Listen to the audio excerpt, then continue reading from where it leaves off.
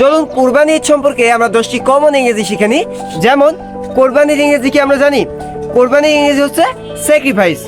কোরবানিতে আমরা যেই পশু বা প্রাণীগুলো কোরবানি করব, এই পশু বা প্রাণীর ইংরেজি কি আমরা জানি? পশু বা প্রাণীর ইংরেজি হচ্ছে অ্যানিমাল। এখন এই যে আমরা পশু বা প্রাণীগুলো জবাই করব, জবাই করার ইংরেজি কি আমরা জানি? জবাই করার ইংরেজি হচ্ছে স্লাউটার। স্লাউটার মানে হচ্ছে জবাই করা।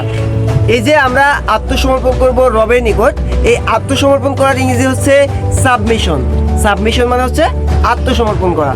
এখন যদি আমি বলি, এই যে আমি মন থেকে যে নিয়ত করছি কোরবানি দেওয়ার জন্য, এই নিয়ত করার ইংরেজি কি?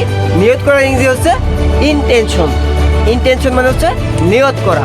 কোরবানির মাংস যে আমরা বন্টন করব, কোরবানির মাংস বন্টনের ইংরেজি কি আমরা জানি? কোরবানির মাংস বন্টন করার ইংরেজি হচ্ছে মিট ডিস্ট্রিবিউশন। মিট মানে হচ্ছে মাংস, ডিস্ট্রিবিউশন মানে হচ্ছে বন্টন করা। এমন ভিডিও নিয়মিত পেতে অবশ্যই স্মাইল ইংলিশ একাডেমির সাথেই থাকুন।